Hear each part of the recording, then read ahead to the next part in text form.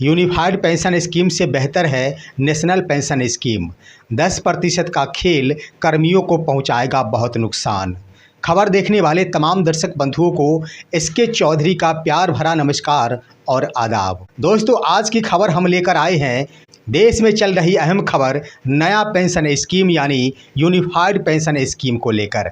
एक तरफ जहां चारों तरफ कर्मी इस बात को लेकर काफ़ी खुश है कि केंद्र सरकार द्वारा यूनिफाइड पेंशन स्कीम लाया गया है और यह स्कीम कर्मियों को पेंशन के रूप में 50% का लाभ पहुंचाता है। लेकिन दोस्तों, इसके गहराइयों में जाकर आप देखेंगे तभी आपको स्पष्ट होगा कि आखिर यूनिफाइड पेंशन स्कीम क्या है। और आज का वीडियो हम मुख्य रूप से पेंशन स्कीम को लेकर तुलनात्मक अध्ययन लेकर आए हैं कि ओल्ड पेंशन स्कीम यानी ओपीएस क्या था, नेशनल पेंशन स्कीम यानी एनपीएस क्या है और यूनिफाइड पेंशन स्कीम यानी यूपीएस क्या है।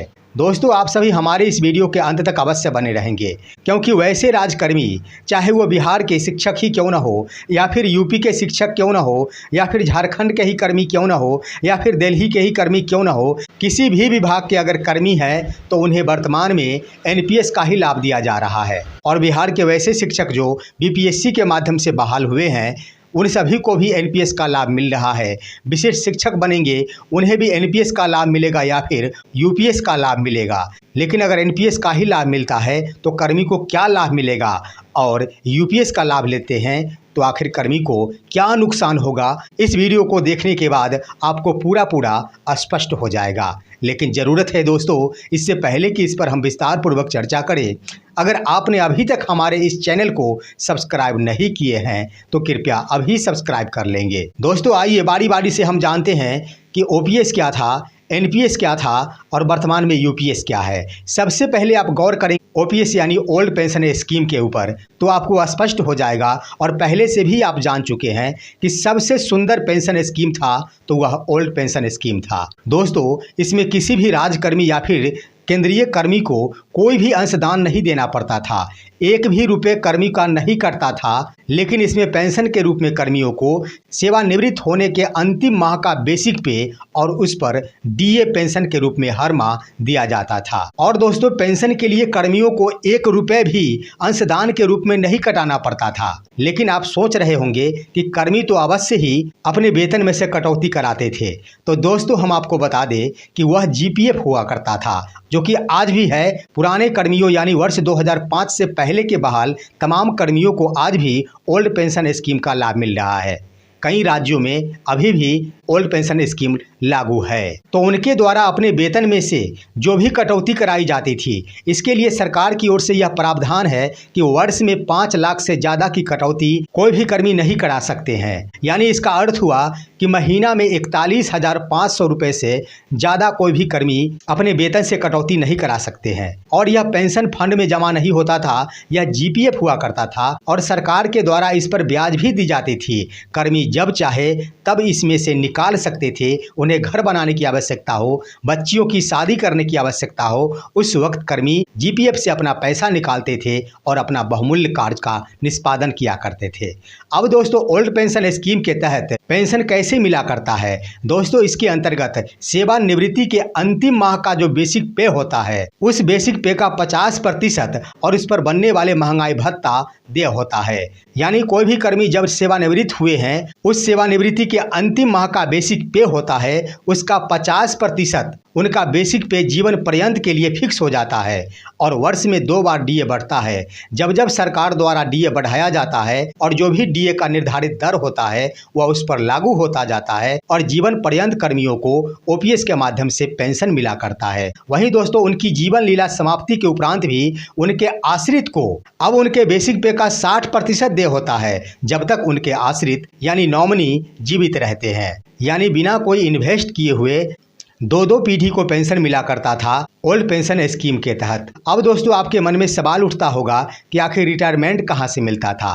तो दोस्तों, आपने देख लिया होगा कि जीपीएफ में कटौती किया गया पैसा अगर कोई कर्मी द्वारा नहीं निकाला जाता था तो इसे सेवानिवृत्ति के बाद भी कर्मी निकाला करते थे, जो कि एक बहुत बड़ी रकम हुआ करती थी। लेकिन एक और था जो सरकार की ओर से ग्रेच्युटी के रूप में दिया जाता था। और वह क्या है दोस्तों, तो सरकार के द्वारा यह निर्धारित कर दी गई थी कि 35 वर्षों की सेवा के उपरांत कर्मी को 25 लाख रुपए ग्रेजुएटी के रूप में दिया जाएगा। यानी जो भी कर्मी 35 वर्ष अपनी सेवा पूर्ण कर लेते थे उन्हें एक मुश्त 25 लाख रुपए रिटायरमेंट के समय मिल जाता था। वहीं अगर उससे कम की सेवा होती थी तो वह पैसा घटते जाता था।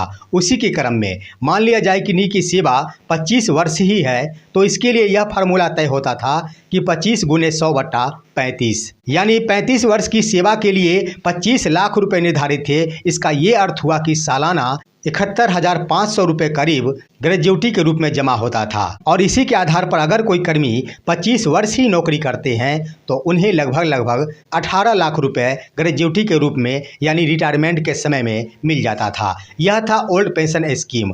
अब आइए दोस्तों हम बातें करते हैं एनपीएस यानी नेशनल पेंशन स्कीम के बारे में। दोस्तों नेशनल पेंशन स्कीम यानी एनपीएस वर्ष 2004 के बाद पूरे देश में एक साथ लाया गया और अब सेना को छोड़कर कोई भी कर्मी हो उन्हें सिर्फ एनपीएस का ही लाभ दिया जाता है। और इसकी शुरुआत के बाद ही यह निर्धारित कर दिया गया कि अब इस स्कीम के तहत कर्मियों को भी अंशदान करना होगा। उसी समय से शुरू हो गई कि सरकार द्वारा प्रति माह कर्मियों का बेसिक पे प्लस डीए का 14% दिया जाता था तो वहीं कर्मियों को भी बेसिक पे प्लस डीए का 10% हर माह कटौती कराना पड़ता था, जो कि आज भी पूरे देश में लागू है, हर राज्य में लागू है, अपवाद स्वरूप कुछ राज्यों को छोड़कर। और दोस्तों यह राशि प्रति साल बढ़ते जाता है क्योंकि वर्ष में 2 बार सरकार द्वारा डीए में बढ़ोतरी की जाती है।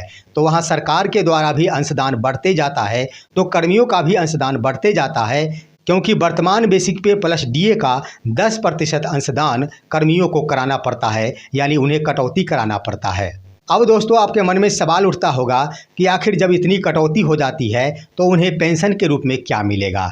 तो हम आपको बता दें दोस्तों कि एनपीएस यानी नेशनल पेंशन स्कीम एक ऐसा पेंशन स्कीम रहा जो कर्मियों के लिए काफ़ी नुकसानदायक रहा। और सबसे उच्च कोटि की वेतनमान वाले कर्मी, ये मुख्य रूप से मान लिया जाए कि यूपीएससी से बहाल पदाधिकारियों को ही अधिकतम अगर पेंशन मिल पाया है एनपीएस के माध्यम से तो 35,000 रुपये प्रति महीना मिल पाया है। और उनसे नीचे के कर्मियों के बारे में तो बातें करना ही फिजूल साबित होगा क्योंकि एनपीएस के तहत पेंशन अधिकतम 5 से 10,000 रुपये ही किसी भी कर्मी को मिल पाता है, इसके सिवा कुछ भी नहीं मिल पाता है। जिस कारण से ही पूरे देश के कर्मियों द्वारा बार बार ये सवाल उठाया जा रहा था कि पेंशन के रूप में बहुत कम राशि मिल पा रही है, इसके लिए सरकार ओल्ड पेंशन योजना की शुरुआत करे। तो दोस्तों जानिए कि आखिर एनपीएस के तहत पेंशन के रूप में कितने पैसे मिलेंगे और ग्रेजुएटी के रूप में इससे कितने पैसे मिलेंगे। तो दोस्तों हम आपको स्पष्ट करा देना चाहते हैं कि किसी भी कर्मी का सालाना अगर जोड़ लिया जाए तो अंशदान के रूप में प्रति वर्ष सरकार और कर्मी दोनों का मिलाकर लगभग 1.5 लाख रुपए हर हाल में जमा हो जाता है। और इसके आधार पर अगर 25 साल का उदाहरण लिया जाता है, कोई भी कर्मी द्वारा अगर 25 साल की नौकरी की जाती है उनके और सरकार के द्वारा अंशदान के रूप में लगभग 1.5 लाख रुपए वर्तमान की दर से ही जमा किया जाता है।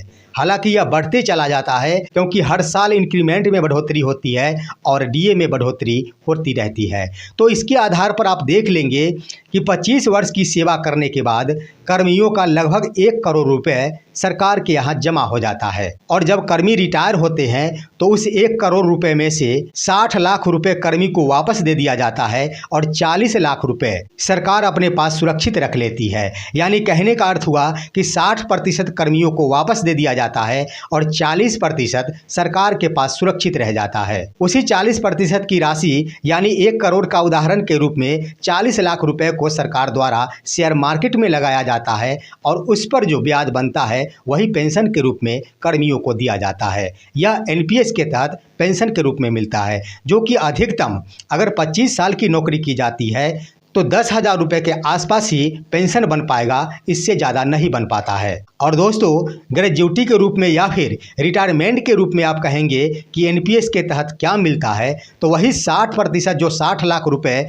आपको 25 साल की सेवा के बाद मिला है वही आपको ग्रेजुएटी मिला है या फिर उसे कह दिया जाए तो रिटायरमेंट मिला है। अब कई दोस्तों के मन में यह सवाल उठ रहा होगा कि आखिर 1.5 लाख रुपए सालाना ही एनपीएस के तहत जमा हो रहा है तो वह आखिर 1 करोड़ रुपए कैसे हो जाएंगे। तो दोस्तों हम आपको बता दें कि अगर आप 10% की कटौती वर्तमान में करा रहे हैं तो 25 साल के बाद वही 10% की राशि 23% में बदल जाती है। तो आप अंदाजा लगा सकते हैं कि आपका 10% 23% में बदल गया तो सरकार का 14% आखिर कितना में बदलेगा। निश्चित रूप से 35% के आसपास में बदलेगा। और दोस्तों इसमें जीपीएस की कोई व्यवस्था नहीं की गई है। अगर कोई भी कर्मी चाहे कि बीच में हमें कुछ पैसे निकालने हैं तो वो नहीं निकाल सकते हैं। यह प्रावधान एनपीएस के तहत किया गया है। अब आइए दोस्तों हम बातें करते हैं यूनिफाइड पेंशन स्कीम यानी यूपीएस के बारे में, जो वर्तमान में केंद्र सरकार द्वारा इस पर मुहर लगा दी गई है। कई सारे कर्मी काफ़ी खुश है तो कई ओर से इस पर विरोध जताया जा रहा है कि आखिर सरकार की जुमलेबाजी सामने उभर कर आ गई है। और सही बात है कि यूपीएस के तहत 10% का खेल कर्मियों को बहुत बड़ा नुकसान पहुंचाएगा। और जब अंदर खाने से इस पर विचार और मंथन करेंगे तो हर कर्मी सिर्फ व सिर्फ एनपीएस का ही चुनाव करेंगे, ना कि यूपीएस का चुनाव करेंगे। दोस्तों यूपीएस यानी यूनिफाइड पेंशन स्कीम के तहत सरकार की जो व्यवस्था की गई है, आइए इसके अंशदान के रूप में सबसे पहले जानते हैं। इसमें कर्मियों को 10% यानी बेसिक प्लस डीए का 10% अंशदान के रूप में हर महीना जमा करना होगा, जो कि एनपीएस के तहत व्यवस्था लागू है। वही सरकार द्वारा, चाहे वो केंद्र सरकार हो या फिर राज्य सरकार हो, जिसके भी कर्मी हो, सरकार द्वारा बेसिक प्लस डीए का 18.5% दे होता है अंशदान के रूप में। यानी एनपीएस में जो 14% का प्रावधान सरकार की ओर से किया गया था, वह यूपीएस के तहत यानी यूनिफाइड पेंशन स्कीम के तहत 18.5% लागू कर दिया गया है। तो यहाँ पर कर्मियों को निश्चित ही लगता होगा कि जहाँ 14% अंशदान मिलता था सरकार की ओर से, वहाँ पर अब 18.5% अंशदान मिल रहा है सरकार की ओर से, तो एनपीएस से बेहतर यूपीएस क्यों नहीं हो सकता। दोस्तों आगे हम बताएंगे कि 14 के बदले 18.5% बढ़ा नहीं है, बल्कि इसमें से 4% और भी घट जाएगा सरकार के अंशदान का। वो आप बने रहेंगे वीडियो में। अब दोस्तों सरकार द्वारा 18.5% अंशदान में दिया जा रहा है और कर्मी का 10% अंशदान में जमा हो रहा है प्रति महीना। इसके आधार पर अगर 25 वर्ष की सेवा का उदाहरण लिया जाता है तो जहां एनपीएस के तहत 1 करोड़ रुपए जमा हो जाते थे कर्मियों का, वहीं पर यूपीएस के तहत 1 करोड़ 28 लाख रुपए जमा हो जाएंगे। निश्चित रूप से 28 लाख रुपए जमा होगा, जो कि सिर्फ व सिर्फ सरकार का देय है। 28 लाख रुपए अंशदान के रूप में 4.5% बढ़ाया गया है, जिसके कारण 28 लाख रुपए या बढ़ जाएंगे। अब आइए 1 करोड़ 28 लाख रुपए जमा हो गए तो इसके बाद आखिर कर्मी को पेंशन के रूप में क्या मिलेगा। दोस्तों यूपीएस के तहत यह व्यवस्था की गई है कि कोई भी कर्मी अगर 25 साल की सेवा पूर्ण कर लेते हैं तो उनको सेवानिवृत्ति के अंतिम वर्ष का 12 महीने के औसतन बेसिक का 50% पेंशन के रूप में फिक्स कर दिया जाएगा। यानी यहाँ पर ओपीएस से थोड़ा सा कम लाभ मिलेगा कर्मियों को, क्योंकि ओल्ड पेंशन स्कीम के तहत सेवानिवृत्ति के अंतिम माह का जो बेसिक पे होता था उसका 50% पेंशन के रूप में फिक्स कर दिया जाता था।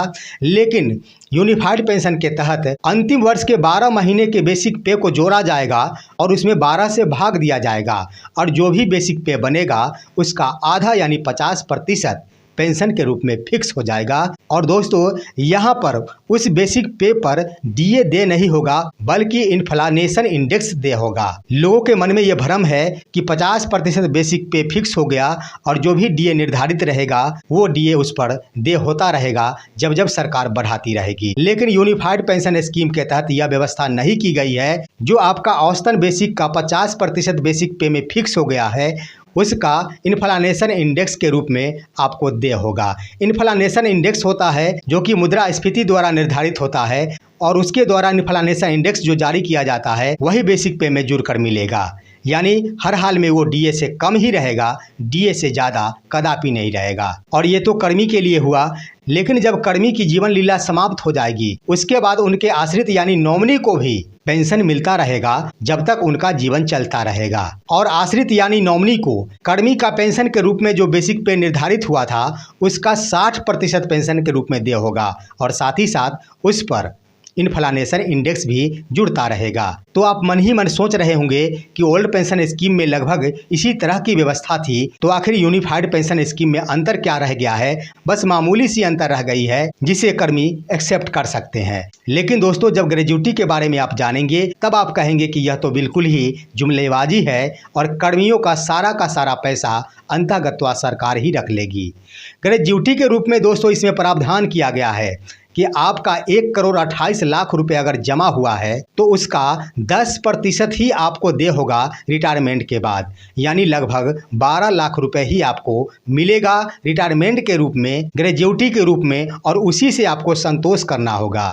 और शेष 90% राशि सरकार के पास जमा रह जाएगा जो आपको कभी नहीं मिलेगा, यानी 1,08,00,000 रुपए सरकार के यहाँ जमा रह गया और उस पैसे से आपको प्रति महीना सेवानिवृत्ति के वर्ष का औसतन बेसिक पे का 50% और साथ ही साथ प्लस में इन्फ्लेशन इंडेक्स जीवन पर्यंत मिलता रहेगा और आपके बाद भी आपके नॉमिनी को भी जीवन पर्यंत 60% के रूप में मिलता रहेगा।